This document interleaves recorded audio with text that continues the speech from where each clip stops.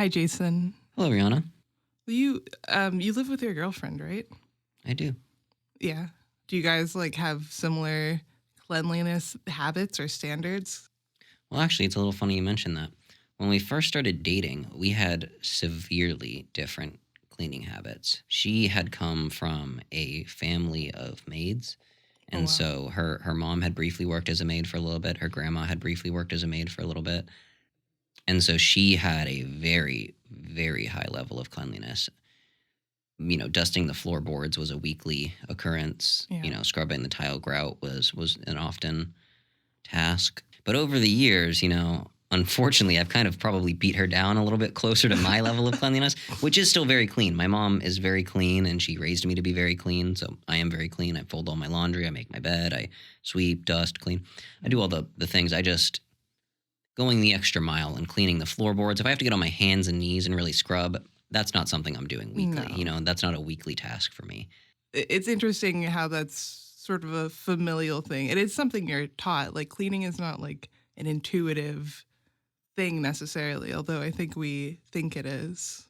Yeah, and I mean it's definitely something I think you kind of as you age and grow and learn more about yourself and what you like, you kind of do it via trial and error a little bit. You clean a certain way and you see how you like it, and maybe you don't do it that way a second time. Yeah. I once tried to clean my house with chlorine gas, and after airing it out and having to evacuate, I learned I didn't like cleaning it that way. So now I don't mix bleach and vinegar. I keep those two substances separate, and when I clean, that's why I'm a huge fan of all-purpose. You know what I mean? If you can't mix all-purpose with all-purpose, it only makes all-purpose. So, but That's a good tip. Yeah. we all had to learn something the hard way, and for me, it was making a World War I era toxic gas in my home, in my bathroom. So yeah, probably good not to like make a bioweapon. Yeah. So definitely my bad. And the poison control person on the phone didn't stop laughing for quite many minutes, but eventually, I didn't mix a lot of it. So thankfully it wasn't like a threat to the neighborhood or anything. It was just open the window and go outside for 10 minutes. But, definitely learned my lesson. So, and learned a little bit more about cleaning after the poison control person stopped laughing at me. So definitely got an education after that. This week, I talked to Mac of Midwest Magic Cleaning about how he turned cleaning into content.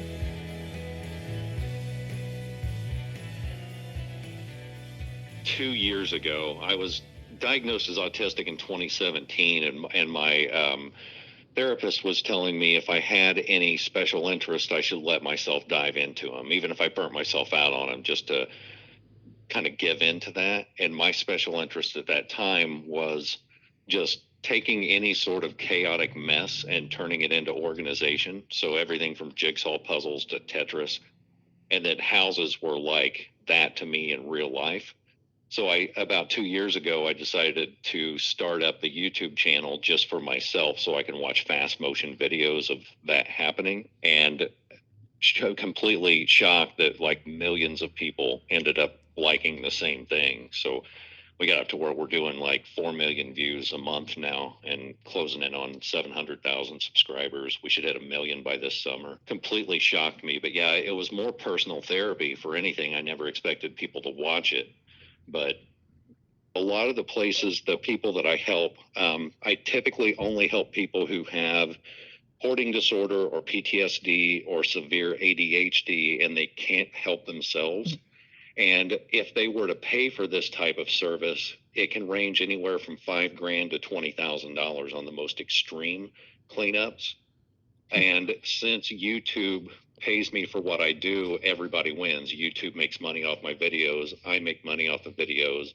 And then the person I'm helping gets, a $5,000 or up to upwards of $20,000 cleaning for free. And then everybody benefits. So it's nice because people in my area, it's a very repressed area.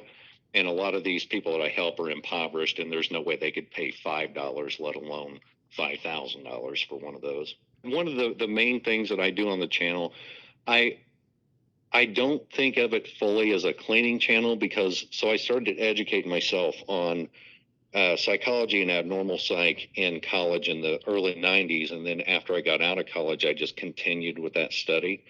So I'm versed in sort of the abnormalities that happen psychologically, and I can explain that to my audience in a layman way that gets rid of that stigma that this is just somebody being lazy. And that's the biggest thing that I try on my channel, is to teach people empathy, because it's really easy to look at that and say, hey, they've got a garbage can. What's it take to just throw that trash in the garbage can? And it's like, well, for people with hoarding disorder, it's like asking them to throw their pets away or their children away, because it's not a choice that they're making. It's a neuropsychological disorder. They can't help it even any more than they can help how tall they are.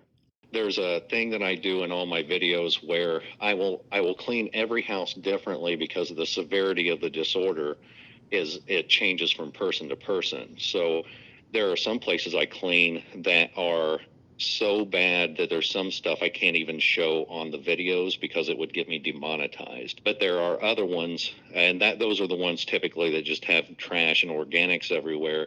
But there are other ones, like one I just did last week, where the guy has tens of thousands of dollars worth of genuinely collectible stuff. He has the same disorder that the other people have. And the story's the same. His wife passed away. He started, the hoarding disorder got triggered, and then it just got out of control. But his stuff, he threw himself into buying things that he thought would be worth money, and it just became a matter of geometry. He's got too much stuff for the place that he lives. The way I explain it in the most basic terms to my viewers is, there's a physical problem with the brain that has a psychological side effect, and that side effect is hoarding. So there are two lobes in the front of the brain, one which usually shows activity for people who have to make major decisions, and the other one is emotional regulation, specifically with intense emotions. And in people with hoarding disorder, under a brain scan, those are very dysfunctional. They barely light up, if they light up at all, under a brain scan. So there's a physical problem with those lobes. But what happens is, there's also sort of like a crosswire that happens, where the emotion and the decision making are almost like they're crosswired. So whenever they have a piece of trash or a collectible that they've taken into their house, their brain accidentally makes an emotional connection to that object. So if you were to go in and clean for a hoarder without letting them know, or try to throw things away from behind their back, they're not going to be grateful for that. To them, it's the same thing as if you were to, throw away their pets. So I get a lot of people who say, who ask me to help and say, my mom is in the hospital for at least 2 weeks. She has severe hoarding disorder. This is our one chance to get in there and completely clear out her house while she's gone. And I tell those people I can't do that morally.